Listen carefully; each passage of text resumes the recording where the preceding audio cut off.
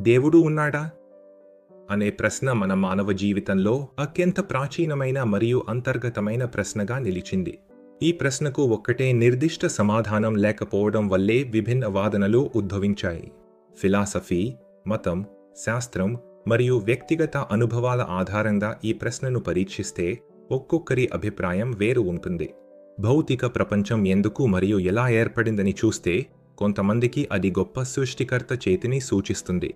అవకాశం, జీవితం, ప్రకృతి సూత్రాలు నిగూఢమైన సజీవత్వాన్ని కలిగి ఉంటుండగా ఇవన్నీ ఒక పైనున్న శక్తి, పరమాత్మ సృష్టి అని భావిస్తున్నారు.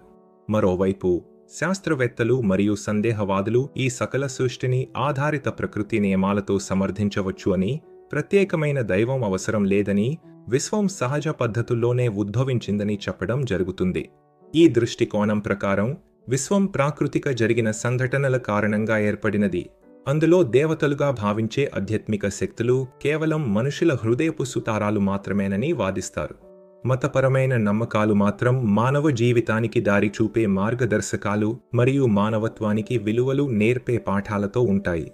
ప్రపంచంలోని వివిధ సాంప్రదాయక మతాలు దేవుని వివిధ రూపాలలో భావించి ఆ రూపం ద్వారా జీవితం, ఆత్మ, మోక్షం వంటి అంశాలను మనుగడ చేస్తాయి.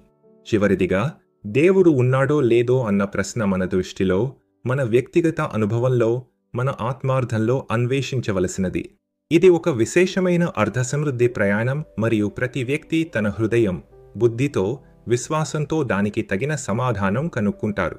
ఈ ప్రశ్నకు అందరికీ ఒకటే సమాధానం ఉండకపోవడం వల్ల డైలాగ్, ఆలోచనలు, అన్వేషణలు నిత్యం కొనసాగుతూనే ఉంటాయి.